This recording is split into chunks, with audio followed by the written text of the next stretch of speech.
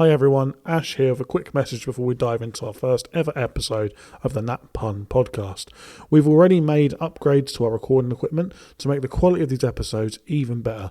What you're about to listen to is our first ever episode, and that means the quality is not quite where we want it to be. Don't get me wrong, everything is listenable, everything is understandable, and everything is enjoyable. But if you're listening thinking, oh, the audio's a bit off, please be reassured that we are making changes to the way we record these episodes to make the quality even better, and you'll notice this from episode 2 onwards.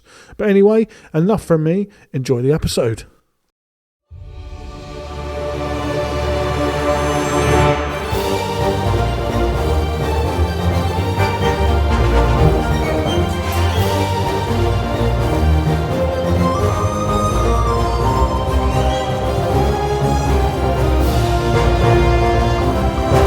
The Charity Gaming Guild proudly brings to you the Nat Pun Podcast.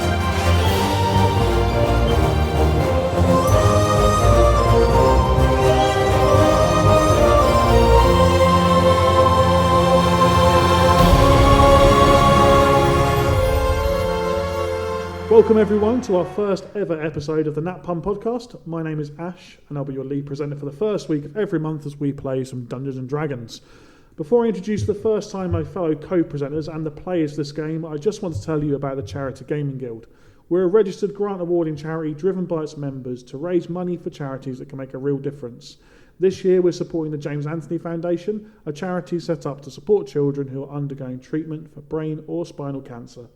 They're an amazing charity. You can find out loads more about them by jumping over to facebook.com/charitydnd. Give us a like and a follow on there, and then check out our website too, which is thecharitygamingguild.co.uk.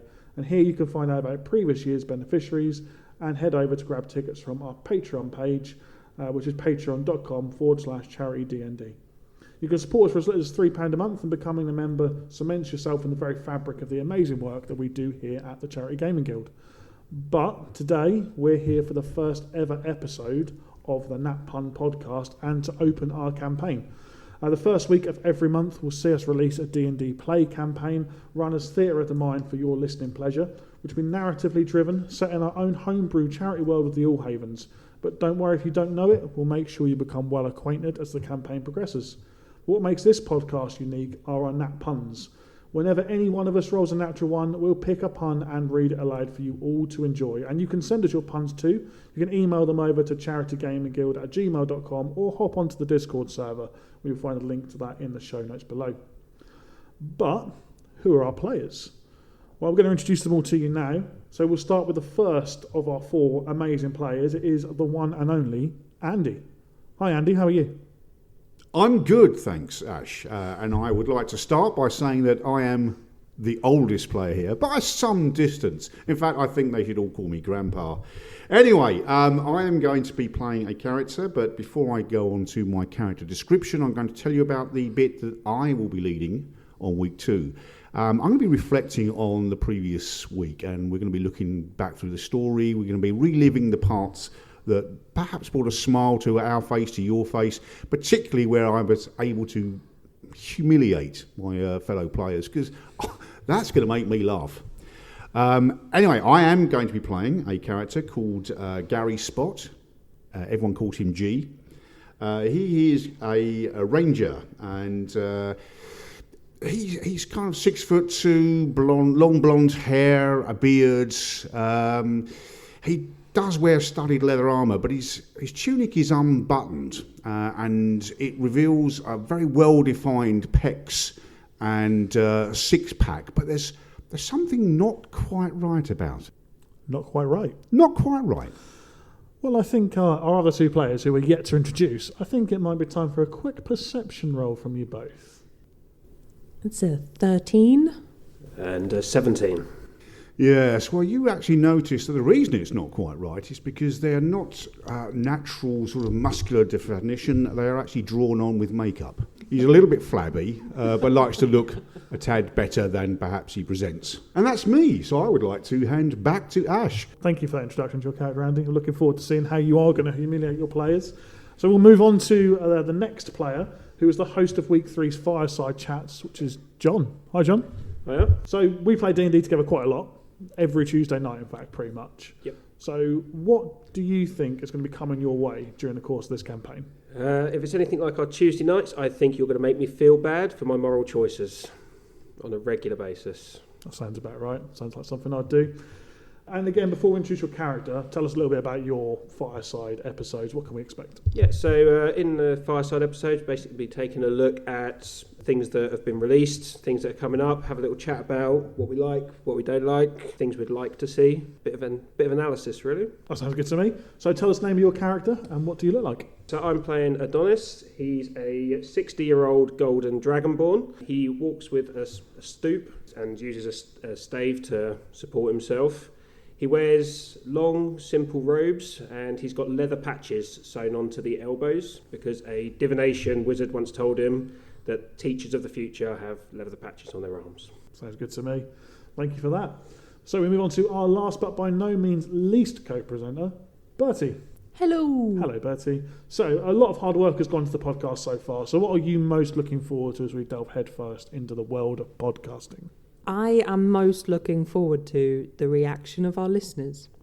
I want to hear what people like, what they're enjoying, their thoughts, their ideas. And really, I'm hoping for some character art. I'm really hoping for some pretty character art. That would be quite nice, wouldn't it? Yes, it would be It would awesome. be lovely to hear.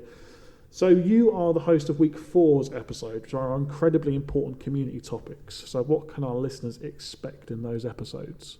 So some of the topics that we're going to be covering are the role that D&D can play in helping to promote better mental health. We'll be covering the 6 Ps that we strive to meet within the DMing for the Charity Guild, and also looking at the measures and decisions about safeguarding in building a D&D community.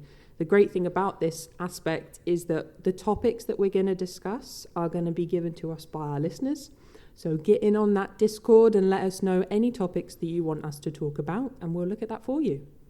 Excellent. Sounds good to me. And again, the link to that is going to be in the show notes below, so you can jump over onto the Discord server. So the last thing for you to do then, Bertie, tell us about your character. Okay, I am playing Vesper Guildstone. She is a human fighter. She's about 5'11", athletic build, long, thick, dark hair. She actually has 2 very interesting features physically. She's got vitiligo. So across her skin, she's got very tan patches and then the lighter patches across, like going up her neck and over her face and on her arms. But she also has heterochromia. So one of her eyes is the darkest brown, almost black. And then the other one is like a very pale green. So she's a little bit imposing to look at, but I'm sure she's a sweetheart when you get to know her. Excellent. Thank you. Well, hopefully that's enough for you to get some character art. Woo! We'll see. Everyone ready then? Play some D&D? Just a quick point, Ash, with regard to the 6 Ps. If I go and have a pee now, does that leave us with 5? Are you telling me you need to go to the toilet? I know you said you were the oldest person here. Yes, bladder control is a major problem for me. Go on then, Andy. You go to the toilet. You actually need to go to the toilet? No. No. Okay. Right. Okay.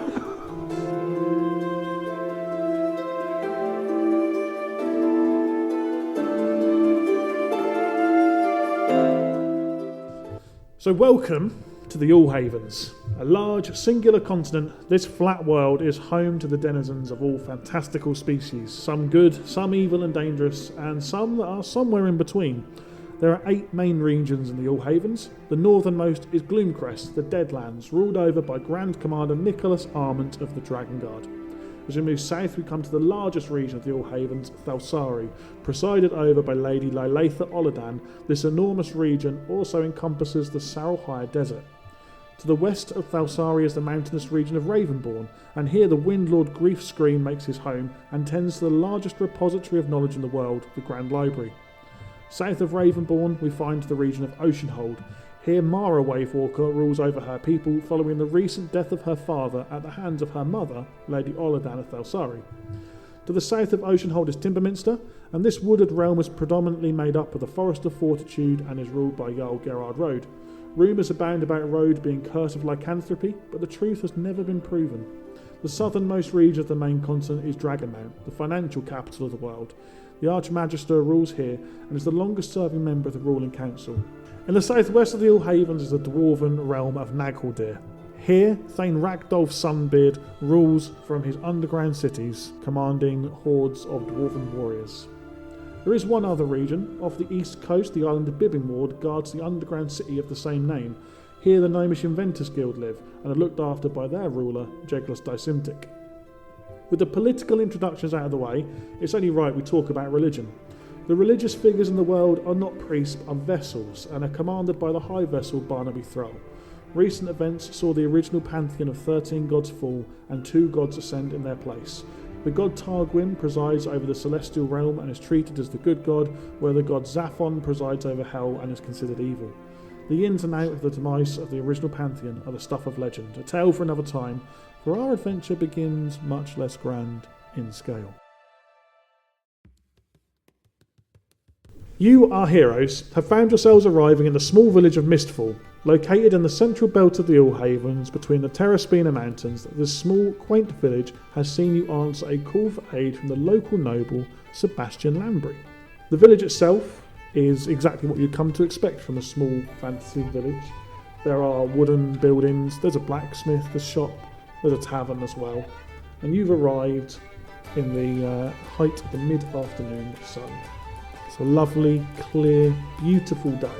Around you, you can see people hanging bunting and putting decorations up. Looks like there's some kind of a celebration going on. I assume bunting is not a person. Not No. hanging. No, okay. No. It's not a lynch mob. No, it's Okay. not a lynch mob. Is it obvious where the sort of the main centre of the party is? Yeah, there's a town square. You can see the town square ahead of you with a town hall just behind it. I will start making my way to the town square and see if I can find any fun and games. I'm going to just walk up to the nearest group and just ask for the location of the tavern. You approach a small old man. He turns and looks at you, looks you up and down a bit strangely. You're a traveller, you're definitely not local. So it's over there, but you turn around and there it is. There's the tavern. Sorry, sir, but my name ain't Bar. Oh, sorry, what is your name then? Well, you can call me G. G? It's an unusual name. Well, my full name's Gary Spot, but people call me G. Oh, right. Good to meet you. Likewise. Anyway, I'm going to head over and get myself a drink. I fancy one of them liquors you got. Right, well, it's mostly ale in there, but you help yourself. Much appreciated, sir. You turn and leave and you approach a tavern. It's called the Prancing Gazelle. And you head towards the tavern. What's Vesper up to? Are there any town guards walking around? Give me a quick perception check. Ooh, that's a 19 on the dice with a +2, 21. 21. You see a few kind of roughly thrown together militia. Nothing too organised. They're wearing some shoddy leather armour and carry some pretty basic weaponry. You get the impression from this place they don't see much trouble. It's kind of nestled out of the way. Okay, I'm going to head over to one of them.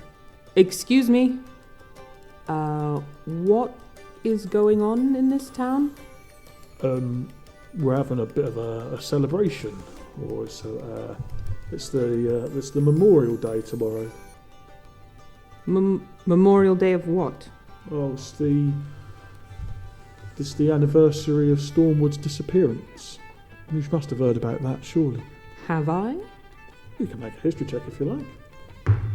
17 on the die with a -1, 16. Excellent. You haven't heard of Stormwood. You haven't heard of its disappearance either. This isn't knowledge that you're familiar with.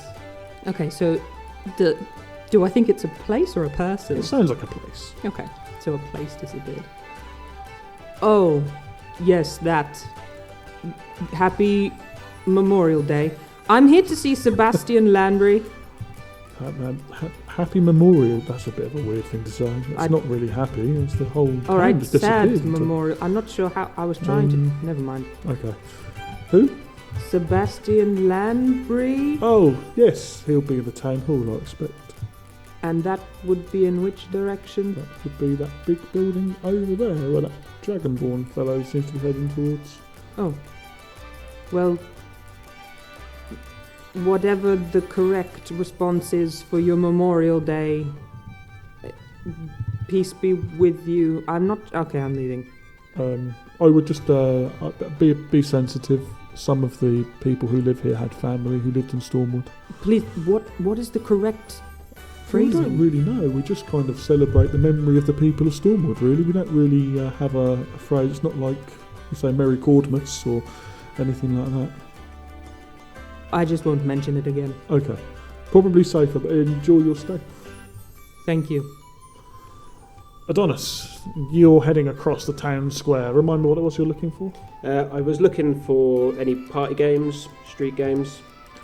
Back in my youth, when there was festivals, there was always games in the town square. So There are no games up at the moment. There are people just putting decorations up, colourful flowers, that kind of thing. cool. So I've walked up towards the town hall in that area. What can I see when I get up there? So the town square is an open sort of area. There's plenty of decoration around, loads and loads of people just going about decorating the village, basically, making it look pretty. Can I go and walk up and talk to somebody? Yeah, there's several people. There's an old lady. That'll do. Yeah. Adonis walks up there. Hello, dear. What's this festival about? She turns around, looks at you, and immediately jumps a mile. A dragonborn is not a usual sight in small villages like this. She looks a little bit concerned, a little bit worried. It's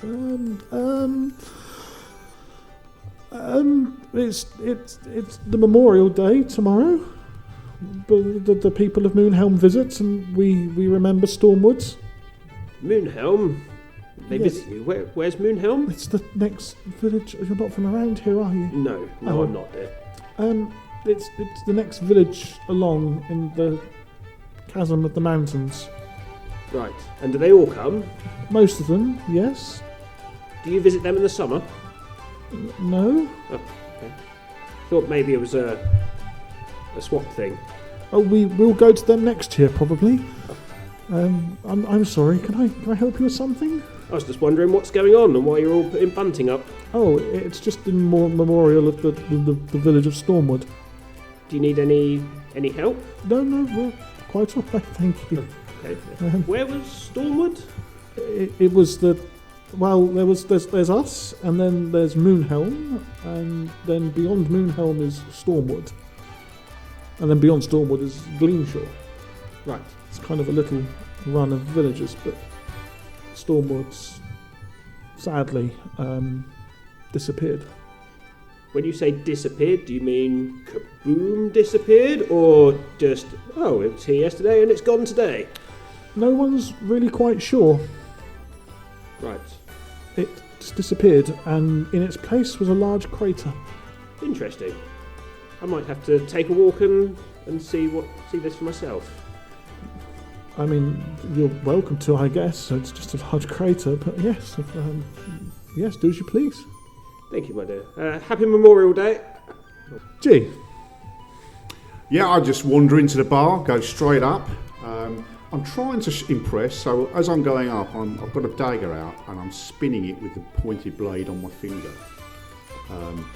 I do drop it, and I look around to see if anyone's noticed. I pick it up and I walk up to the bar and say, "Barkeep, what's your best liquor you got here?" turns around, looks at you, looks at the dagger. Oh, we could do you an ale, my friend. You've only got ale. You got nothing like special liquor I've been hearing about. I don't know what special liquor you've been hearing about. You got spirits, any kind of spirit. Ale? Is that a spirit? No. Wine? No. No? I can see this is going one way. So give me your best ale. Okay. And he pours this flagon of ale and slides it over to us. 10 silver pieces, please. So I reach into my pocket, I pull out the silver, pass them to you. I take one swig and I spit it out. My God, this tastes like horse piss. Well, it's ale. It's not horse piss. Well, you can fool me. Anyway, another one. You just spat it out, though. Yeah, well, I'm sure I'll get a taste for it. Will be another 10 silver? Or 1 gold. No discount for regular? I don't think you're a regular yet. Hey, I've already had one drink. That makes me regular. Make a persuasion check. 6. 6. You're not a regular for drinking one drink. Oh, You've only just arrived. Gods be damned. Okay, here's your money. He takes the 10 silver off you, gives you another cup of the ale. So I take the 2 ales and I'll go off and find myself somewhere quiet to sit. Nice. Sit down the corner of the tavern. People are still decorating it. It's still looking very nice. I've not noticed that. Okay. Vesper? So I'm going to go up to the town hall area that I've been directed to, and then is it open, as in people can just walk in? Yeah. Yep. Okay. So I'll walk up the steps and go through the front. You open the door, and in front of you is a small halfling lady sat behind the desk. Of course she's small, she's a halfling. But she sat behind a desk and she looks up over some halfling glasses. Very stern-faced. Yes? Hello, I am here for Sebastian Landry. Is Mayor Lambry expecting you? Yes. Make a deception check. Deception. So we've got 16 on the dice with a 1, so 17. I bet her a little insight roll there for her. Oh! And your name was? Vesper Guildstone. Vesper Guildstone. She pulls out a book, opens it up, thumbs through a few pages and starts looking down a list of names. Oh, your name's not on the list. Why? I don't know. Presumably because no one's added it. Was Mayor Lambert expecting you right now? I don't know if right this second, because I didn't know if he knew when I was getting here. I didn't know exactly when I was getting here. Oh. I'll see if he's available for you. That would be great, thank I you. apologise your name's not on the list. This is most unusual. Very strange. Normally we're very... Yes. She closes the book and disappears off into the town hall. Is this a fancy building? Compared to the rest of the village, yes. Compared to fancy places, not so much. Okay. So is there a bench that I can sit on and wait? Yeah. Okay, I'll just kind of sit awkwardly on a bench, and when people come in, like that weird smile you give when you see a stranger. Donis? I am going to, seeing G across the square with carrying 2 beers, Adonis makes his way over and comes and sits down next to G. Good morning. As he sits down opposite me, I sort of pull both beers in close to my chest so there's no chance of him nicking one. Are you well, sir? Well, as well as can be expected. You know, they've got no fancy liquor here. I guess got to drink this swill, but hey, it'll do. I noticed you've got 2 there.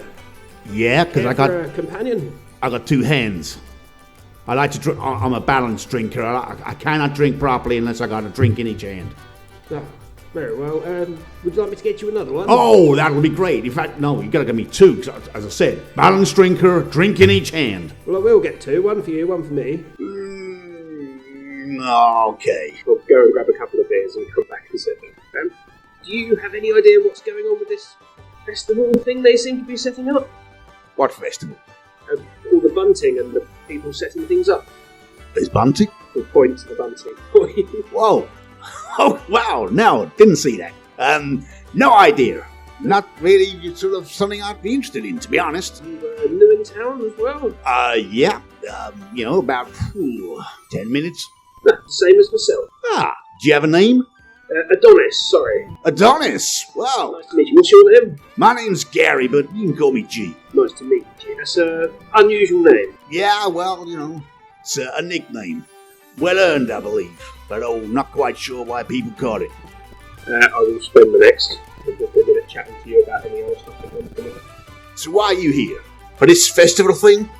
Well, actually, I'm travelling around, you see. I'm from the Astral Academy, and I want to become a professor there, but I can only really do fire spells, so they sent me out to go and get some life experience. I mean, I'm 60, I'm old, and I want to be a professor, but apparently I don't have enough experience. So I'm out travelling about, looking for some, adventure, challenges, learning opportunities.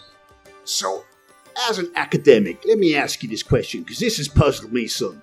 When you're travelling, You tend to go in a straight line, A to B? Depends what you're trying to achieve. If you're trying to get to B, then yes. So how is that travelling around? Because round ain't straight.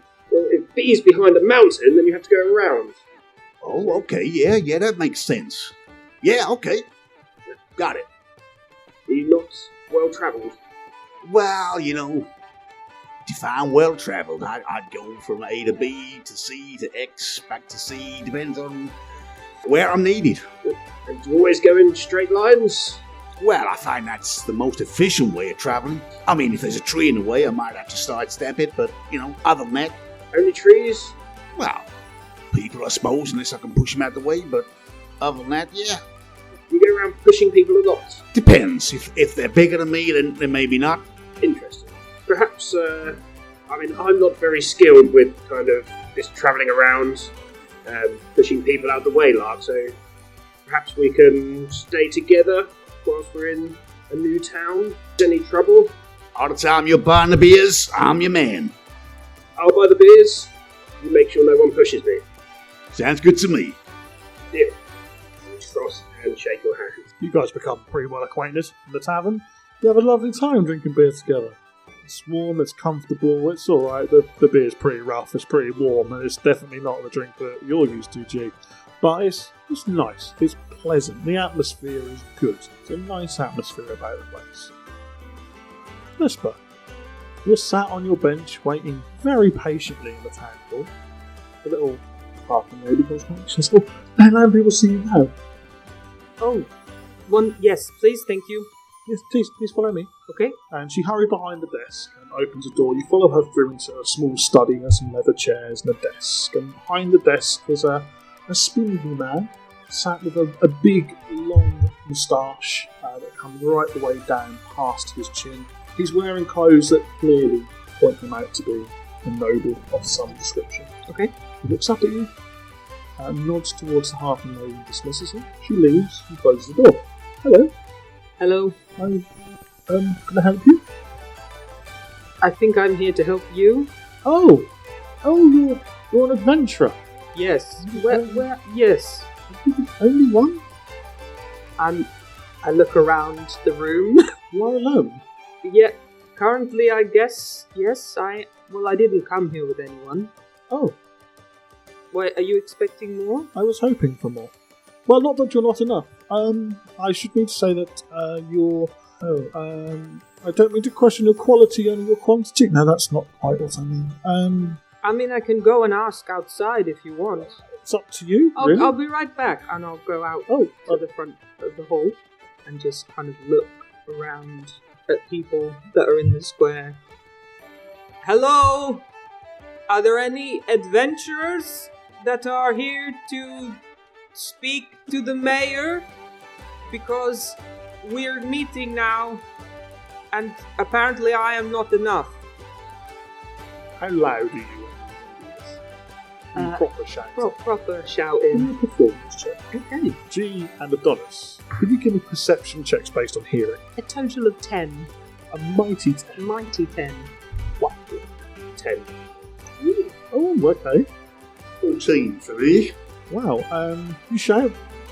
A few of the locals give you some very peculiar looks. A couple of the militia look at you as well. It's unusual to have such a performance happen in the middle of the town square. You are oblivious, Adonis. You don't even hear Vesper. Gee, you do. You hear someone shouting, asking for, what were your exact words? Looking for other adventurers? As soon as I hear that, I stand up and I look at my companion and I say, "I think we got us a calling, sir. I think someone needs our help. Let's get out there and do something." Right, okay, yes. I'll follow you. What, so I can push people out of the way? Exactly, yes. Okay, that's right. okay. So I march out and say, "Someone looking for an adventurer. I'm your man, and I'll show you." As I do so, I pull a coin out of my pocket. I flip it in the air. I grab my short bow. I shoot. I completely miss the coin, and moments later you hear someone say, "Ow, my ass! Where'd that arrow come from?" We are going to die. Hey, don't judge. I used the coin to attract that fly. You didn't see me hit that fly, did you? Okay, follow me. So you lead the back into Yeah, Mel and Lambert. I'll just kind of give one last hopeful look over my shoulder that anybody else is going to turn up. Make a perception check. It's a total of 15. There's a very old dwarf hobbling towards you, wearing some very rusty armour, with a very rusty axe. This big smile starts creeping across my face. Wait for me! I'm coming as fast as I can! Okay, I will wait. Coming! It takes like ages. You're waiting for a good 10 minutes. He's still maybe halfway across the square at this point. You will get here eventually. I will! Wait for me! Yes. Coming. Okay. Don't go! No, go. I'm not going anywhere. Still taking his time across the town square. He just stops, looks up, watches a bird fly across the sky. I'm just gonna start backing away as he's distracted. I think he is maybe not healthy enough for this. Adonis is going to tap G and go, G, is this how all adventures start? Well, sir, in my opinion, it can start in a number of ways. But before we go anywhere, I got a very important task to complete. And I start scrummaging around on the floor to see if I can find that coin. Investigation check. Yeah, I'm thinking 5 might not be good enough. I think you're probably right. You don't find it. It's long gone. And in fact, at the corner of your eye, you see a group of kids. They've got something shiny in their hands. Dagnammit.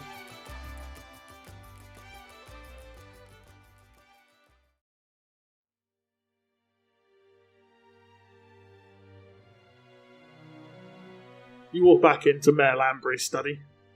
He looks up again. Oh, there's 3 of you now. Is 3 enough? 3 is more than 1. There potentially is a 4th, but he might not be here for another 6 to 8 months. I don't judge. Okay. Well, I hope you took no offence by what I said. I did not mean that you were not capable on your own. I don't care. You're fine. Oh, okay. Well, thank you for responding. My name is Sebastian Lambry, and welcome to the small village of Mistfall. As I'm sure you have seen, we are a quiet and peaceful place to live, and our surroundings are comfortable, pretty, if you like. Picturesque, perhaps, is the word you might choose to use. I have requested some help, as there has been a slight situation with some orcish raiders on the road in between here and Moonhelm. Are you familiar with Moonhelm? You know where that is? That's that village just down the road, isn't it? Well, yes, to the east. Right. Specifically. Don't head west. You'll take you too far away. Yes. The orcish raiders. I was heading back from Moonhelm a few weeks ago when I was happened upon by said orcish raiders who took a very important family heirloom. It happens to be the item that's passed down in succession from mayor to mayor of this town and has been in my family for many, many centuries. Without it, my claim to rulership here is easily questioned. But I hope any of you will try to take over, of course. He starts looking at you all nervously, eyeing you up and down, looking at you, trying to figure out, are you now going to try and bump me off and take Mistfall for your own, or... Why doesn't he roll an insight check? You will. He has no idea. No idea at all. So, how do you know this here heirloom is being passed down for centuries? It could be fairly new. Your pappy might have been lying. Possibly. I mean, in the oil paintings in the gallery, they are all wearing it. I saw my grandfather with it. He's the oldest person I recall with the heirloom. But I suppose it's... What is it? It's a small badger's head pendant made of gold. Would that mean anything to Adonis? Make a history check. 20. Natural? Oh. all excited there for the first natural 20 of the campaign. You know that lots of families used animals as kind of heraldry. The badger head has been used by a particular family in history called the Brackenbridge family. With a dirty 20, you also know that their history is a little bit checkered. They aren't the most reputable of families. Their matriarch was called Mercedes Brackenbridge. She did some pretty horrific things, but as far as you're aware, the Brackenbridge family went into hiding many, many years ago following the death of King Bowser. Lean into Sebastian. You're not like a cousin of the Brackenbridges or anything like that, are you? Oh, no. I know the Brackenbridges, of course, but no, of course not. So, 7. Whole 7. There is some honesty in what he says. There's some truth in what he says, but it's not the entire truth. Okay. Just step back, give him my best teacher stare. It's an odd question to ask. Would you like to follow that up with anything? Why don't you ask about the Brackenbridges? Just because you said it's a badger amulet and that was their family flag, I just wondered, you said it's been handed down, I wondered if you're a distant relation. Oh, well. They were a bit sketchy, weren't they, really? Oh. Yes, it is, of course. As far as I'm aware, no relation. Okay, that's fine. Okay, good. I'm glad we cleared that up. Could I give you any more information? Are you happy to go and retrieve the amulet? Yes. Yes to more information, or yes to retrieving the amulet? So you say this here amulet is made of gold, so worth a bit? Oh, it's incredibly valuable. It's a very, very old artifact. It's antique, in fact. It goes back centuries, as far as I'm aware. Good to know. I know I'm fairly new to this adventuring, but what do we get out of this? Do we get gold? Do we get to keep the amulet? What's the deal here for us? Oh, a reward, I suppose. I'm more than happy to give you 50 gold pieces each for the safe return of the amulet. Okay. Sounds good to me. Yeah, okay. I'll go. Just out of interest, when you say it's valuable, how valuable is it? Well, it holds immense sentimental value to me. Of course, it was handed down to me by my father, who recently passed away. Sorry for your loss. Thank you. It's very kind of you to say. At least I said one thing right today. Don't worry, dear, you're doing great. Thank you. So, do you know how many orcs this party is going to be fighting? Was it a big band? When I happened across them, there was 3 of them. I don't know if that was all of them. How did you get away? I gave them the amulet. I paid a toll, if you like, a fee for my life. So they are open to negotiation. It would seem that way. Can't you just take them lots of gold and buy your amulet back? I fear for the safety of my people. I'm more concerned of the people travelling from Moonhelm as well. Of course, with the Memorial Day tomorrow, I need to make sure they can reach us safely. The amulet is secondary, but of course still important. Is there a specific spot on the road that they would ambush from, or anywhere? It was about 2 days away from here. It was about a 4-day journey from here to Moonhelm. It was about 2 days into the journey, it's about halfway. Okay. So it's a 2-day journey, but your Memorial Day is tomorrow? You've left it a bit late. I expect we probably have. But We'll need horses then. Yes. Very fast horses. horses? Yes? Yes. Can you ride a horse? What do you think? Make a persuasion check. All of you, make a group persuasion check. Woo. 6. 7. 5. I've never sat on a horse in my life. I'm afraid I have no horses to give. And even if I did, I'm not entirely convinced that you'll be well suited to them. What about a camel? Definitely no camels here. This is not the desert, my friend. Any means of fast travel? A wagon that goes that way? I mean, Well- I'm saying this. We want to get there quicker to try and stop them from murdering your townsfolks. If you want us to get there late, then more people be dead. That's fine. It's up to you. The old dwarf, he has a wagon. He is going to be a strong companion for us. As long as he ain't pulling the wagon. He has only a wagon and no horses. Yes, Oh. there's no horses. He just has a wagon. That was what you asked, was it not? Huh. You want the horses as well? I'm afraid our horses are not suited for that kind of a journey. What about a cow? Cow? As in the cow you milk? Cow? Cows can pull things. Oh yes, they can. We have a few dairy cows. I don't know that they'll be much faster than you on foot, Oh, though. we'll walk. It's fine. You're welcome to take a dairy cow.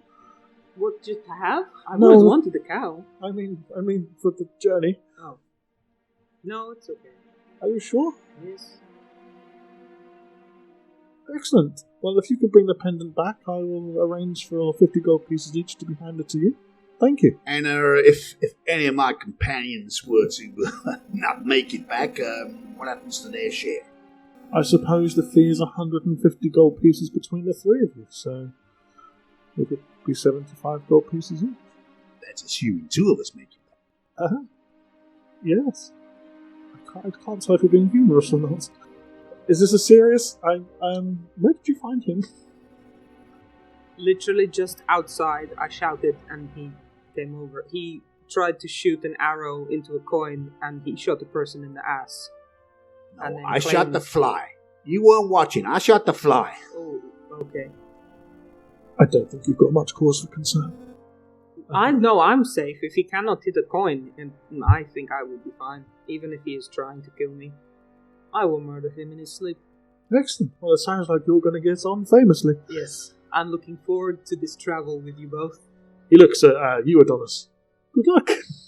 Thank you. This is my first adventure, so Crap. yes, I'm looking forward to it. This is all very exciting. Well, this could be interesting. I shall continue to seek a second party of adventurers just in case your competence deserts you. I think we'll be fine. An orc is quite a bit bigger than a coin, so we should be okay. Yes. Okay, very well. Well, safe journey. Thank you. Thank you. The little halfling lady that showed you initially to invest, but she comes back in. She ushers you out of the room. You hear the mayor sit back down, the door closes, and she leads you back out into the town hall foyer area.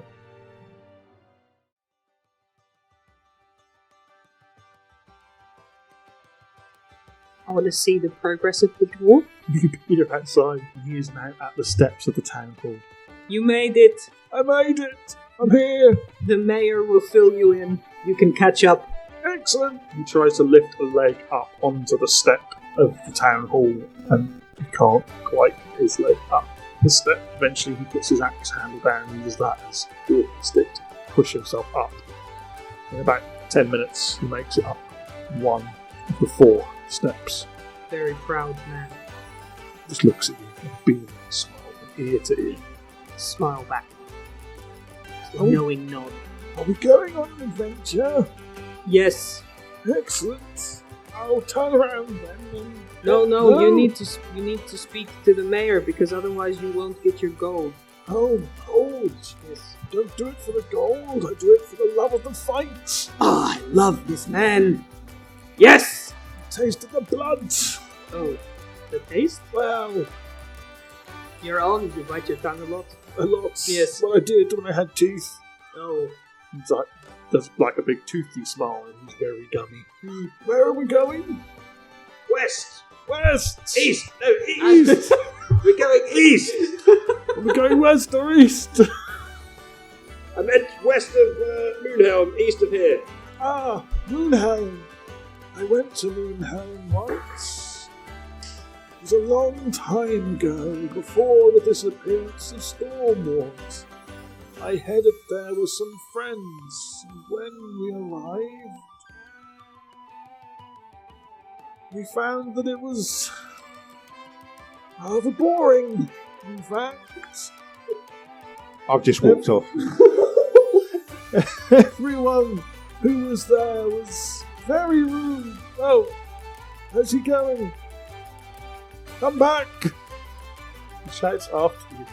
Please don't leave me again. I've got no one left. I ain't going back that way. He is boring me shitless. What do you guys do? Adonis would have sat down on the step quite politely, started to listen to his story until G walked on, but now he's sitting there looking slightly confused, waiting to see what Hugh Vesper gives as to whether we stay or walk off. She's just nodding, listening intently. Yes, this is a great story. When we arrived in Moonhelm and headed towards the tavern that was there, it was nothing more than sticks in the ground. When we stepped inside, we found it to be completely devoid of life. That's really interesting. What happened next? Well, it's funny you ask, because once we got there, the party really started. I bet it did. Oh, it did. He stops talking, smiles, just looks up into the sky. This is the point when we can leave. Okay. You walk off. Yeah, well, as soon as his eyes go up again. You slowly slide off towards the same direction that G did. You glance back over his shoulder. He's still staring up into space, reminiscing about times gone. As you turn the corner, he disappears out of sight. Right, which way's east? Do either of you know? Do we? Make a quick survival check. Everyone can do a survival check. It's going to be low DC, because you should be able to tell based on the direction you arrived. 12. 16. Wow. Gee, you are 100% certain you know which way is east. You guys are sort of certain. Yeah, I know. Okay. It's that way. And I'll point north. I thought it was that way. I thought it was that way as well. I start walking east, but I point north. Do we follow G? Why don't you both give me an insight check? If you're joking, make a performance check. If you're deliberately trying to deceive them, make a deception check. See? 8. Wow. All the big numbers today. Yeah. Nat 20. Nat 20. First Nat 20 of the campaign. Probably my only 20. Yeah, I expect so. So what was it? Is it performance or was it deception? Oh, I'm deception. I want the money, so I'm trying to get them to go wrong. You're really confused. Like, you believe what he says, but his actions don't match his words. Do you think maybe he's got friends or something that way? Should we go I don't should we think go he north? has any friends. Based on his demeanour and the way he's been acting so far, he doesn't seem the person to encourage friendship. You've only known him for a few minutes. You can tell a lot about the person. First impressions. Well, we had a very nice chat in the tavern. And what happened? You shouted and he got up and came to help you. No, I meant during the chat. We drank some beer. Uh-huh. I talked quite a lot. Uh-huh. He didn't say a huge amount, Uh-huh. if we're honest. But yes, he was more upset about the lack of proper drink. I'm Vesper, by the way. Oh, sorry. I'm Adonis. Nice to meet you. Nice to meet you. Yes. For those listeners who can't see, they just shook hands. But before that, we both pretended to shake hands, even though we're right next to each other. Yes, ladies and gentlemen, we are new to podcasting. We will get there. Please bear with us. I think we should follow him. Just so he doesn't get lost. Well, yes. I mean, if we're working together, we might just we can die. Okay. And I would feel guilty. After you, Vesper. Great. Hey, G! Yeah? Where are you going? I got a quick job to do this way first. Okay, we're going to follow you. Why? Because you are possible to die. Okay. Is that a threat? It's a guarantee in life. That's true. What Vesper means, G, she doesn't want you to die today. No. She wishes you a long and happy life. Isn't that right, Vesper? Yes, it absolutely is. So we're going to come and keep you safe. Okay, if that's what you want. You guys will catch up. You meet back up against the group and you head East. Actual east.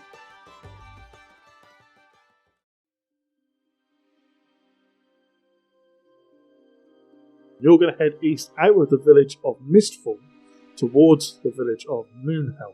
The way we're going to do this, we're going to do a little skill-driven narrative. Everyone loves a skill-driven narrative, but maybe not John from the look on his face right now.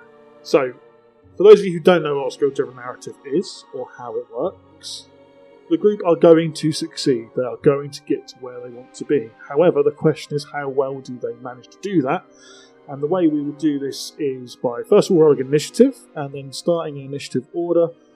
One of the players will pick a skill they are proficient with. They will then describe how they're going to use that skill to navigate to the point where the orcs are. They'll be given a DC and roll against that DC. We keep track of the passes and fails, and depending on how many passes there are versus how many fails there are, will depend on what happens when we reach the destination. So, first thing we'll need to do is roll initiative. 13. 4. 6. Okay, so the first person up then is Adonis. So Adonis, what skill are you using? I am going to use my investigation, and I'm going to use it to look for signs of orc activity in the wilds, like dead villages, blood trails, that sort of thing, and see if we can use that to find our way. Nice, okay, DC 12, so a DC 12 investigation check. 11. So near. Yeah, so far. And next in the initiative order is G. What skill are you using, G? The path goes through the woodland, and there's a large boulder blocking the path, and the path goes round it, but I use my acrobatics to clamber over it, because I go straight. DC 12. Nat 1. Oh no. Well, that is a fail, but perhaps more excitingly than it being a fail, it is the first Nat 1 of the campaign and of the podcast, which means, Andy, you get to take the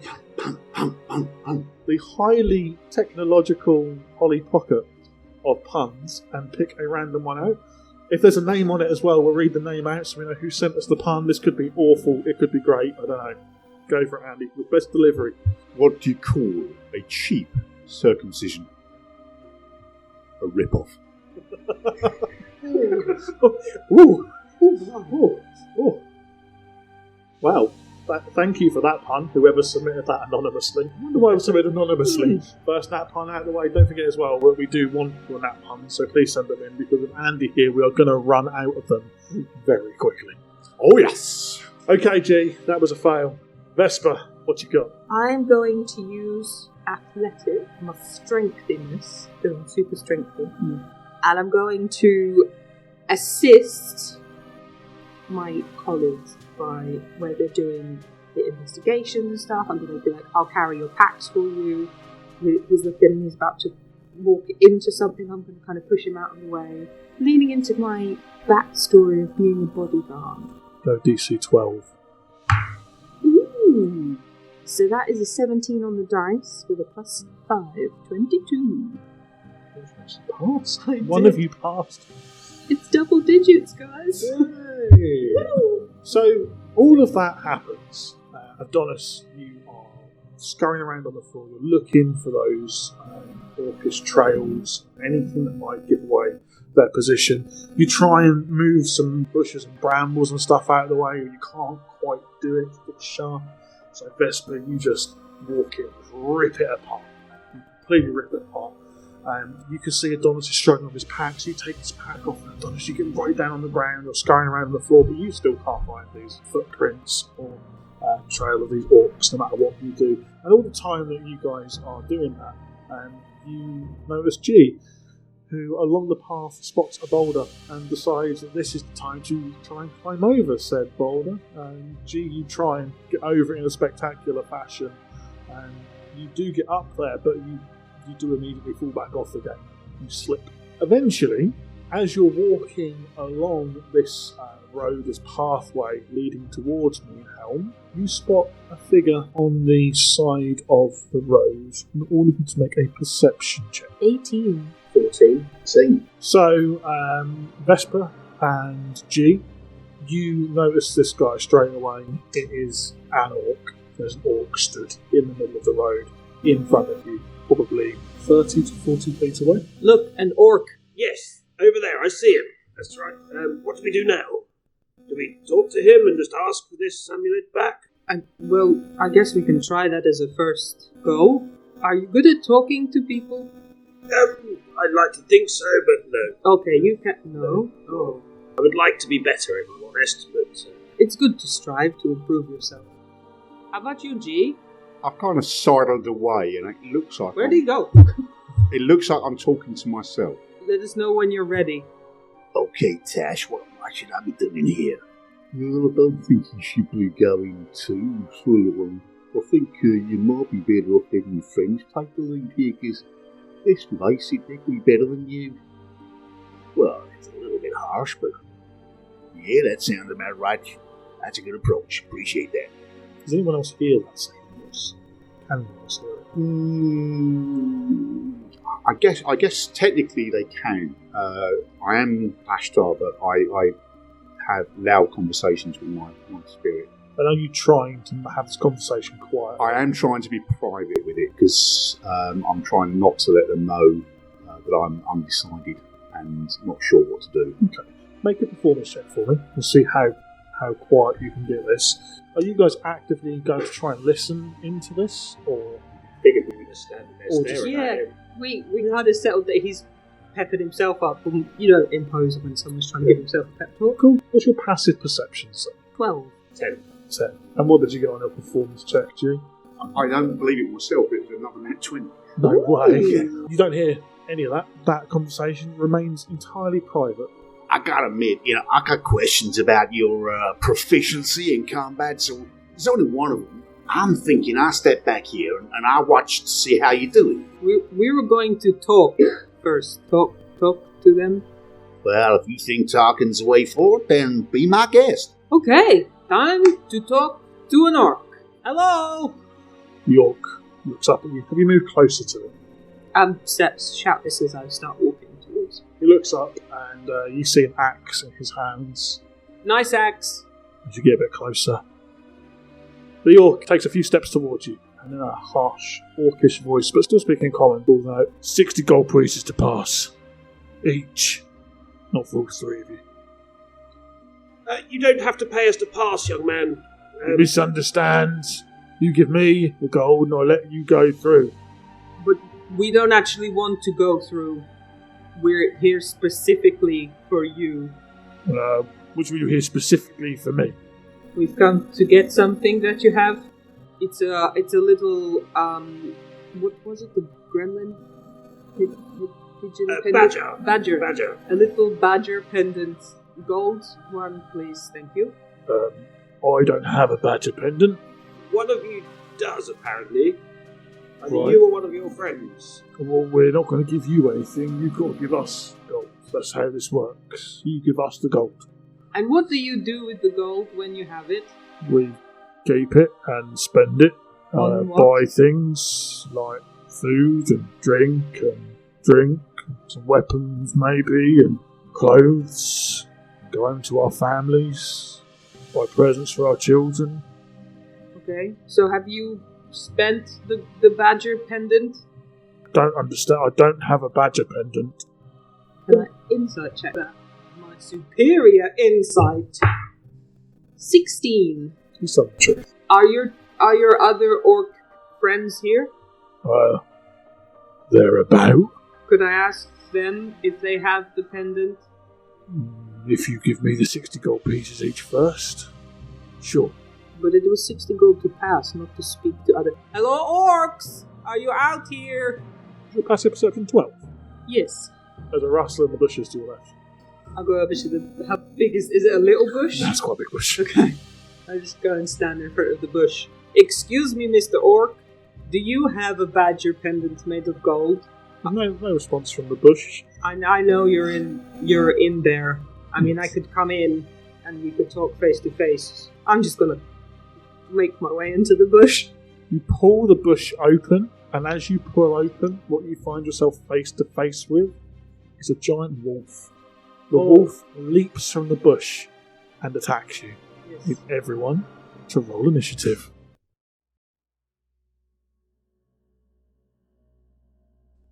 Vesper? 13. Adonis? 12. G. A mighty 9. How are you guys stood? Obviously, I have my face in a bush. you got your face to the bush, so you're kind of off the side of the road. Yeah. Adonis, where would you be roughly? I would have been standing in front of the orc in the road. I would have just stayed where I was when you walked. And G? I would have positioned myself to make sure that my companions are between me and any threat. So right at the back? Yeah. Okay. So, Adonis, you're stood there, and the orc that is in front of you sees and hears the wolf that has just lunged at Vesper. He pulls his axe up and charges straight towards you and swings his axe at you. 7 on the dice for +5, so it's a 13 to hit you. Take 9 points of slashing damage as this massive orc great axe just cuts into you. Vesper, from behind the wolf, you immediately see another orc who steps forwards and attacks you. 14. Beats it. That's another 9 points of slashing damage for you as well. And G, you stood at the back, but from the opposite side of the road, 2 orcs break cover and come running towards you, one slightly ahead of the other. One of those orcs meets you and swings his axe at you for a 15 to hit you. Bugger. I take it that hits. That does. 9 points of slashing damage. The other orc breaks cover. He can't quite make it to you, so pulls a javelin off his back and throws a javelin at you. Natural 1. Ooh! It's a natural 1, so 6. It's going to miss. I'm going to do a pun. I've got to do a pun. Here we go. A very long and thin. I have a step ladder because my real ladder left when I was 5. Again, an anonymous pun. Don't know who that came from, but thank you for that submission. So that orc has missed. It is now Vesper's turn. Where I am, does it seem like it was the orc that attacked me, not the wolf? Yeah, the wolf has lunged at you, but you kind of moved out of the way of it, so you've got the jump on the wolf. I'll go for the orc then. Okay. Try and hit him with my scimitar. That is a 16 to hit. Definitely hits. Woohoo! Slash into this orc. Cut him open, he starts bleeding everywhere. The wolf then rallies and bites at you with 18 to hit you. Me? Yeah. Little 5 points of piercing damage. This wolf jumps up, latches onto you with its jaws, and forces you to the ground, but also now prone. On the opposite side, G, where this orc stood throwing a javelin at you, from behind him another wolf breaks cover and runs towards you as well. Snarling and growling, he bites at you. Does a 16 hit you? Yes, it does. You take 5 points of piercing damage. Adonis, it's your turn. So Adonis is going to cast Agamazar's Scorcher, which is a 30-foot line, and I'm going to try and angle it to make sure I hit the wolf that's on top of Vesper without hitting Vesper and as many other orcs as I can. So you'll hit one orc and the wolf, and you can probably stand so you get the orc in front of you as well. We can move around to the side and get 2 orcs and a wolf. Cool, do that. So the next 13 saves. For Okay. We'll start with the orc that's in front of you. That's another natural 1. Oh my! Another natural 1. I'll do the pun in a minute. I'll make all the saves first. The orc that's in front of Vesper, that is a 16. And the wolf in front of Vesper, that is an 18. So the 2 that passed takes 13. How do you want to kill the orc that is near to Vesper? As the line of flame kind of shoots across, it goes just above Vesper.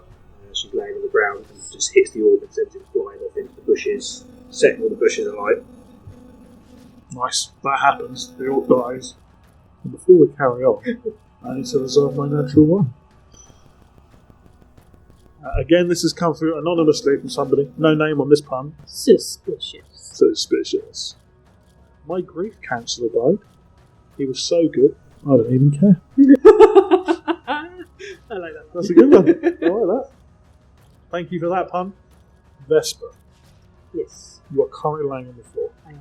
You glance up to see another orcish figure step from the woodlands. This one looks different.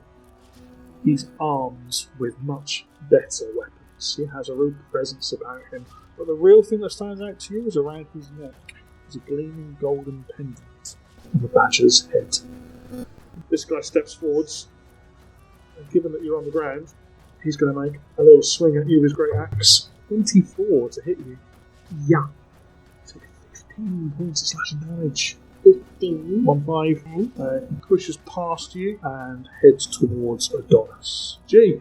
I am going to cast Zafir Strike. I then move the remaining 15 feet of mine, and I'm going to turn and have a little shot with my short bow. So you've currently got 2 orcs and a wolf in front of you. Go one of the Orky boys. One of the- And 9. 9 unfortunately misses. You do hit the orc, but it hits him in the armour. Dagnammit. Anything else? I'm just going to try and call the dog. Good boy, good boy. Orky flesh tastes good. Go, go, go. Make an animal handling check. 14. 14. The dog does somewhat listen to you. The wolf somewhat listens to you. Back to the top of the round, the orcs. The one in front of Adonis, he's going to swing at you, Adonis. 19 to hit you. Hits, yeah. 9 points of slashing. And the 2 orcs that are next to G. The first one, a 12 to hit you, G. No, it's 12 misses. The second one, 21. Yeah, that hits. 9 points of slashing damage. I'm hoping I'm not going to kill you guys in the first encounter, the first fight. Vesper, this is it. You're going to turn the tide of the battle here. Got a good feeling. Okay. So, I've still got the wolf over me, You've still got the wolf, who is hurt. and then I'm going to try and hit the wolf with my Samuta. Is a 14 to hit. 14 hits. Is 5. How would you like to kill the wolf? She doesn't really want to, but she knows that she has to. So she'll kind of stand up and she's panning round to see. She almost doesn't really pay attention. She just slices with a scimitar as she turns to see where that orc has gone. And then if I've got enough movement, I've got 15 feet left of movement, I want to try and get over to where Adonis is. Yep, so that's where the armoured orc went. That's where the chief went as well. You can catch him up, no problem at all. Perfect. And I'm going to use a superiority die to do the manoeuvre bait and switch. Nice. What does that do? So I'm going to swap places with Adonis, and then I get to roll a superiority die. Mhm. And this is a bonus of 4, so you get an additional 4 on your AC until the end of, until the start of my next. So now, Adonis, you are just behind the orc chief, who has just stepped out of the bushes and moved towards your position. Vesper, you are currently sandwiched in between the orc chief and another orc, who is quite badly hurt. Yep. It's the wolf's turn. I'm going to make a wisdom saving throw for the wolf, and we're going to see whether he listens to you, G. He does not listen to you.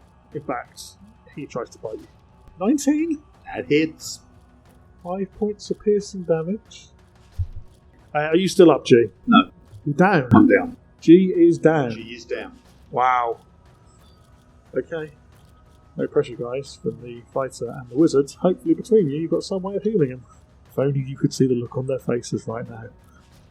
There was a point in this combat where I went, we don't have a healer.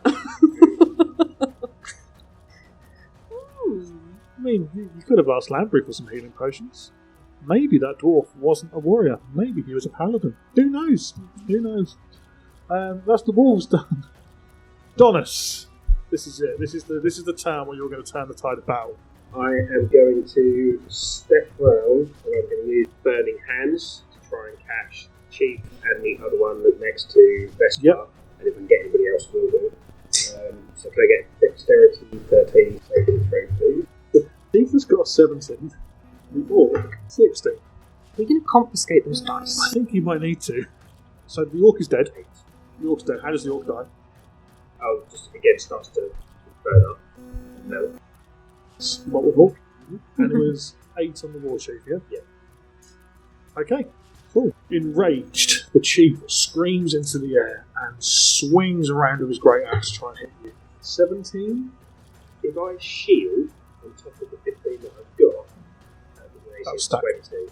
So yeah, Yeah. I'm going to shield. Yeah, so he bounces off this magical energy that is currently encasing you. Nice. Now that's him done. G. Mama, I see the light. I'm coming, Mama. See you soon. Death saving throw? I can't believe it's the first combat.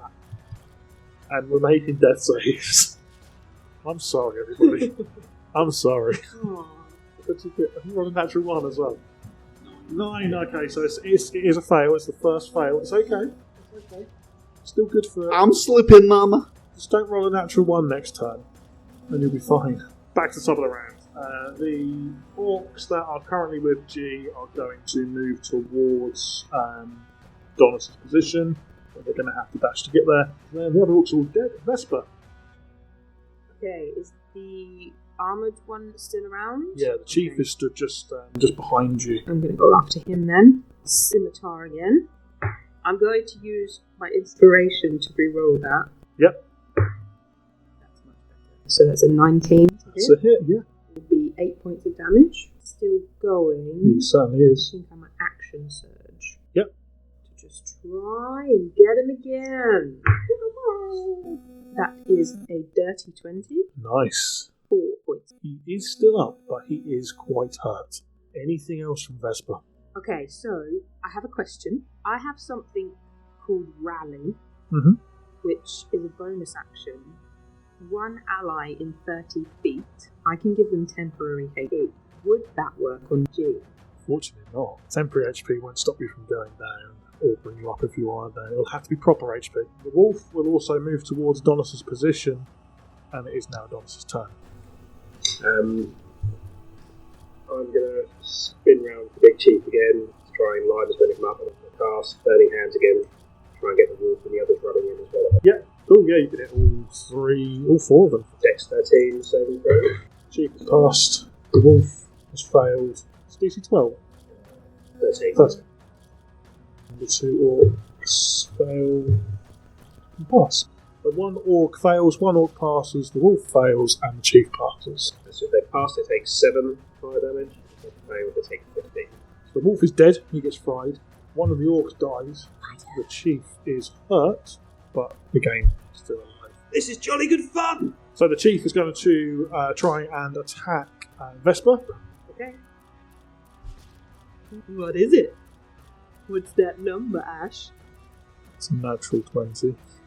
Oh my. Come join me. 17 points of slashing damage. Out. We did a practice combat before we started recording, and that didn't go very well for the party. And it looks like the actual fight is also not going very well. Yeah, so I turned as Adonis. It's like, oh, this is fun. I'm like, thumbs up, and then just goof. Gee, please don't roll a natural 1. I can't kill someone in the first combat, the first session. 17. 17. So it's 1 pass, 1 fail so far. Adonis, you are currently the only person that is actually up. Can you give me a perception check? You don't see anything, but riding from the west on a goat, you see an old, decrepit dwarf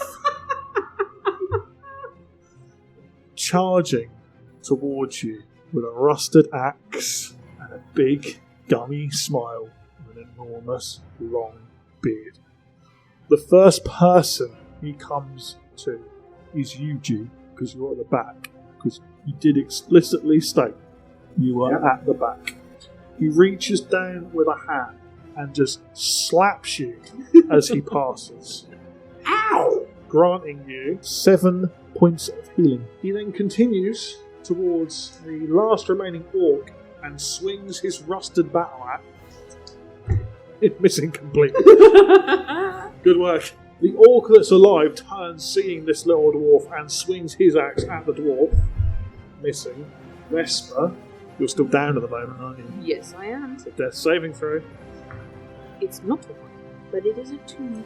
So it's 1 that failed. Wolves are dead. Adonis, it's your turn. So I'm going to open his mouth, blasts a cone of fire, and breath weapon. Get DC 12 dex from You certainly can. He has rolled an 9, because I get to add 1. That's 10 fire damage. He's looking messed up. Like this orc chick is not in a good way now. I'm right next to him, aren't I? Yes. Going to try and make myself look innocent so he doesn't hit me. Make a performance. Oh no, well, it's more deception. You're a dragonborn. I don't know how a dragonborn makes themselves look innocent. Puppy eyes. Yeah. Alright, fair enough. Perception. Performance check. 11. Okay, noted. We'll see what happens on his turn. It is his turn. Natural one. Hey. Let's do another pun. This is a long one. Anonymously submitted. No name on this one. My wife is mad. I have no sense of direction, so I packed up my stuff and write. Ooh. Ooh. That's how you know it's a good pun, when someone goes, ooh. Noises that Andy is far too familiar with.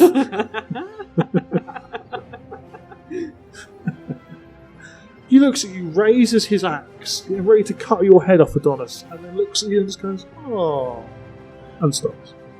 Gee, you're back up. You've got some hit points. Brush myself down. I check to make sure that my drawn-on abs aren't smudged. What's left? There is the chief that is currently fighting with, I suppose, Vesper and Adonis, and one orc. So I will cast Hunter's Mark on the chief. Not an arrow. Leash. For a natural. Well, it's a miss. Have a pun, Andy. Again, anonymous. A new study recently found that humans eat more bananas than monkeys. It's true. I can't remember the last time I ate a monkey. Oh. We are burning through these puns. We are. I think we're going to need some more. Yes. No, definitely more. Okay, so that was a miss. Anything else?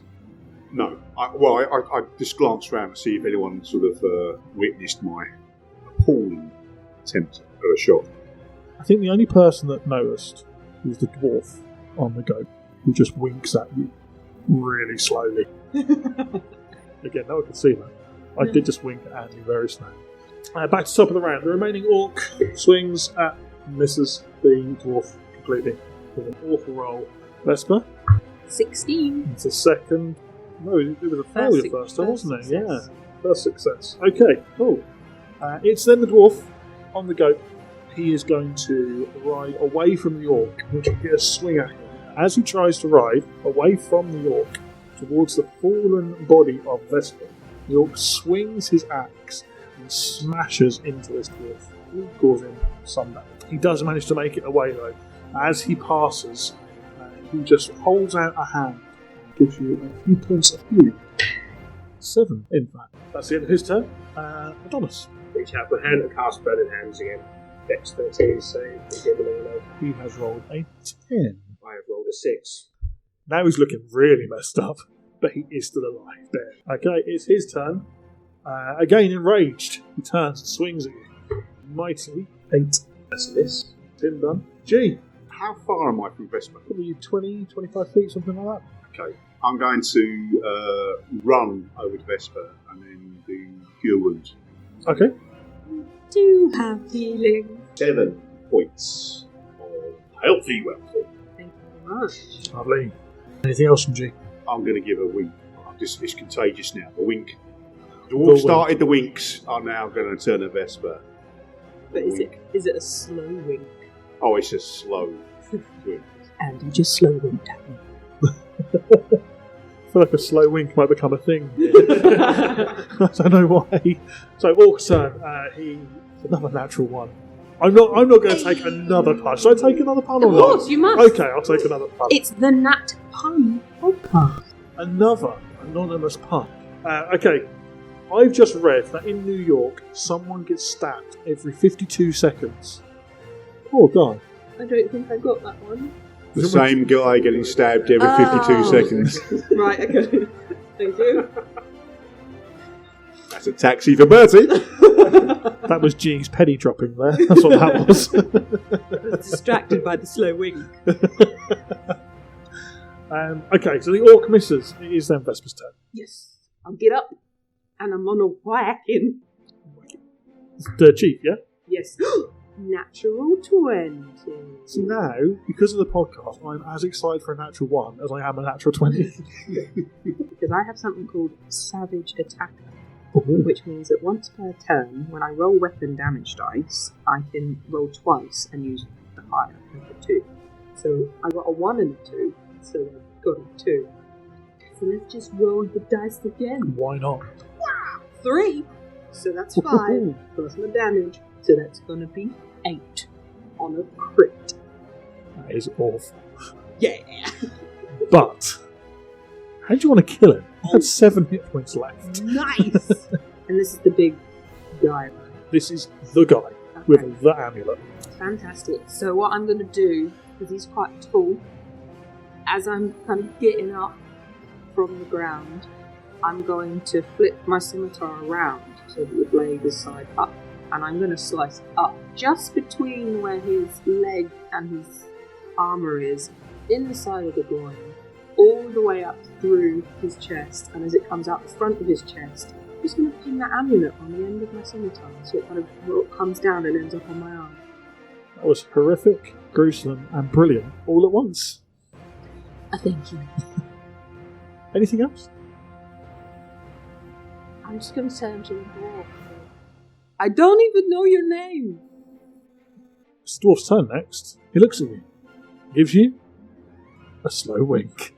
Nice.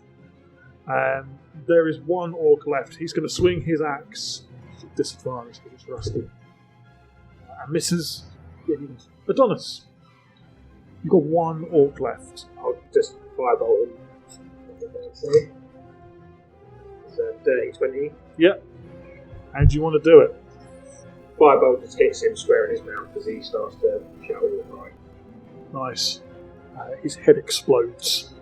And the rest of his body falls. The floor. Quiet comes across this part of the world where you have just absolutely brutalised some orcs who have also brutalised you. The dwarfen friend? Is he a friend yet? Absolutely. He's a friend. He's our leader. He's the most proficient fighter you've got. Sits atop his goat, looks at each of you and says, I was just headed to... We are very lucky that you turned up then. Suppose you are? What is your name? My name? I hope it's short. My full name? Or what my friends call me? Oh, your friend name's fine by us. My friends call me Andy. I'm very old. Just out of curiosity, what is your full name? My full name is Andrewson Helmingus. The goat herder. This is my goat, Do you remember my goat's names? Freddy. Because, and I quote, he is the goat. Nice. Andy rides off on his goat towards Moonhelm. As he departs, pulls a small brass-coloured flute of some description and begins to play it. This flute, however, is not straight like a flute normally would. It has a bent end. Ooh. Disappears off into the distance. Mine isn't brass coloured, it's black. Ooh! For those of you who are missing any of that, Andy plays the saxophone, had some goats, and is considerably older than anybody else. Yep. So there you go. You're out of initiative. You have the pendant. What do you do with it? Could I have a look through the orcs' bodies to see if they've managed to acquire any healing abilities? Yeah, make an investigation check. All gold. You can all make an investigation check if you want to loot the corpses. Loot the bodies. 11. Find 11 gold pieces. Well, You find 12 gold pieces. 5 with a -1. 4. You find 4 gold pieces. Yeah. Well, that was jolly good fun. Are we heading back? Are we keeping that amulet? What's the plan here? I mean, we were hired to bring it back, so we take it back, yes? Maybe I'm gonna just start dragging the bodies just to the side of the road, so it's easy for people to get. Cool. Yep. I mean, you know that there are going to be people coming this way. I'm not gonna try and hide them or anything, just get them out. Do we burn the bodies? I don't want to set fire to the forest. Plus, if people are worried about being attacked by orcs, this way they don't have to be because they can see they're dead. Yes, makes sense to me. Yeah, just leave them by the side of the road for children to see. Yes, Yes. it's good. They need to learn about these things. It happens. Toughen them up, yes. Yes. Very well. Maybe I will I'll grab one of the orcs that still has a face left and just kind of try and force the face into a smile, so at least then it's not as scary if children see it. Make I'm going to say a medicine check. Okay. It's a 14. It's a smile of sorts. I've taken 2 of the orc corpses and positioned them in suggestive positions. Nice. Cool. The orcs have been looted, positioned in different ways. What's your plan? Where do you want to go? Hey, Vesper, Yes. do you want me to look after their amulet? No? Are you sure? I'll give you another slow wink. I'm sure. I don't. No. I just put it around my head. Tuck it right down in my cleavage. That's going to take some fishing out. Do we want to see if that amulet's magical at all? I mean, you're not putting your head in there. Well, if you give me the amulet for a moment, 10 minutes, I can run detect magic. Actually, I don't even need to have the amulet, I don't think. Okay. Just stand still and don't move in case it sets you on fire. Okay. If you'll cast detect magic. This object is completely mundane. It's not magical in any way whatsoever. The only magical ping you get a little bit from G. So you can cast magic. That's it. Can I move now? Yes, you can move now. I've got such an itchy nose. I'm very back to jealous Mistfall. of the goat. We should get goats. Maybe with our gold we can buy goats. As pets or to ride? To ride! They would need to be big. Never ridden a goat before. Do you hold the horns as they're going? You just squeeze your thighs. Right. Okay. We'll see if there's any goats in the village. Yes. You head back to Mistfall. You arrive back into the town. The sun is just setting. Are you going straight back to Lambury? Yep. You get ushered into his office, where he is still sat behind the desk. Covered in blood. Oh, you look a mess. Yes. You're all alive, though. Yes. Retrieve the amulet. Yes. May I have it? Yes. And I'll just fish right down in the front of my armour and pull it out and hand it over. Lovely. Thank you. He takes it with a finger and a thumb. It's very warm. Uncomfortably warm, and puts it on his desk, reaches into his desk and pulls out 3 small bags of coins, because you each have 50 gold pieces. Now, I'm thinking, given there were 20, 30 orcs plus a dozen wolves, we need a bit more than that. 20 or 30? Yeah. Easy. Goodness me. Is it really that bad? That was horrendous. Make a perception check. 21.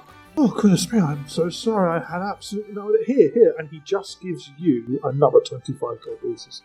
I apologise. I did not realise there were quite so many of them. Wow, have you killed them all? Are they dead? Yes, and we left them by the side of the road. Oh. We thought it was important for your guests to see that the roads were safe. Yes. I see. Especially the children, they need to know. Didn't you mention you wanted to be a teacher? Yes, I'm very big on education. That's why we left them there for the children, Right. so they could see that this is what an orc is, Yes. and this is how you deal with them. Yes. It's a good teaching moment.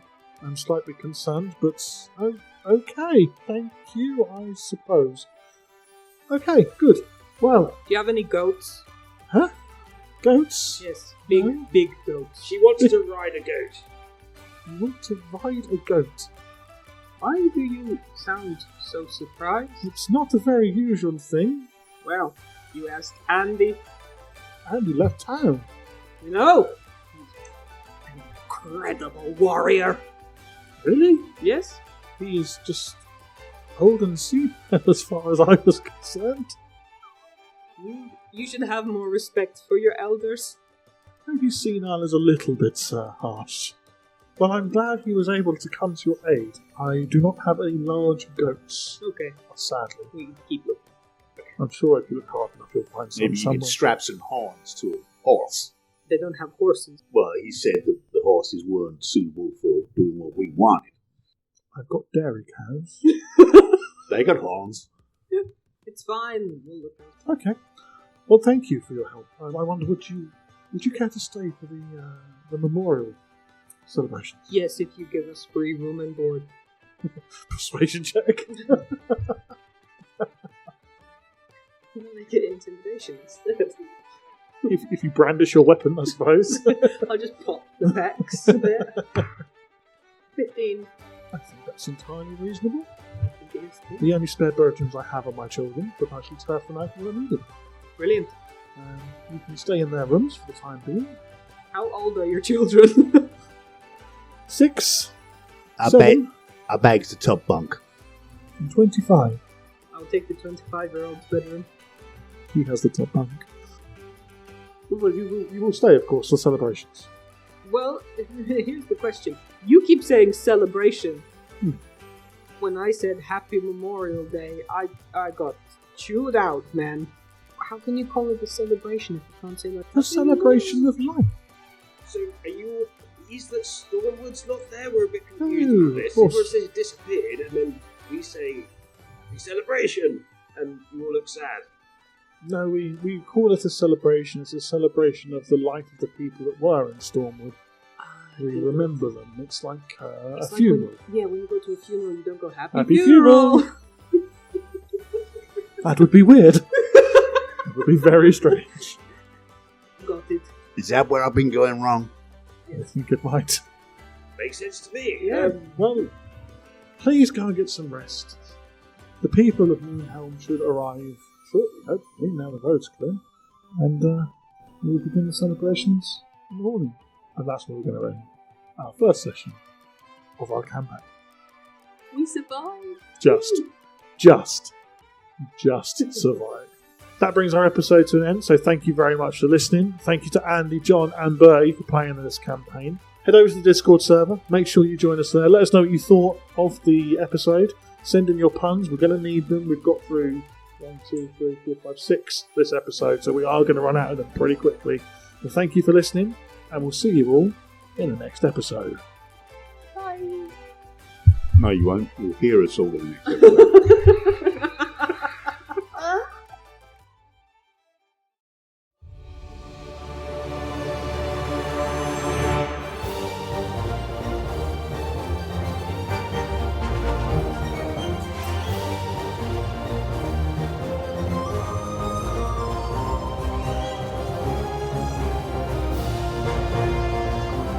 With our episode concluded, it is time to thank our incredible Patreon members.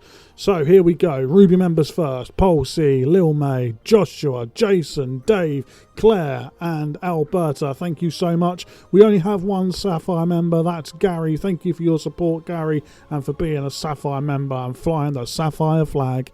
Into our Emerald memberships, we have Stuart and Rebecca. Thank you for your support there. Our Diamond memberships now with Zeke, Martin, John, Lizzie, Chris, Bertie and Ash, all Diamond members. We then have our Obsidian members. We have Becca, Niall, JP, Dave, Ethan and Ant. And finally we have our Ruling Council members. We have Chris and Sophia. Thank you so much to all of our Patreon members. You make what we do here at the Charity Gaming Guild possible and are a huge part of supporting these incredible organisations. Without you, we couldn't do what we do. If you want to shout out, you want to hear your name on the Nat Pun Podcast, head over to patreon.com/CharityDND. Sign up for any Patreon tier and you'll get a shout out on the podcast too. And as part of the higher tiers, you will be hearing from some of our members on the podcast in the future. We'll let you know when that's going to be. But that's it from us. Thank you for listening and we'll see you in the next one.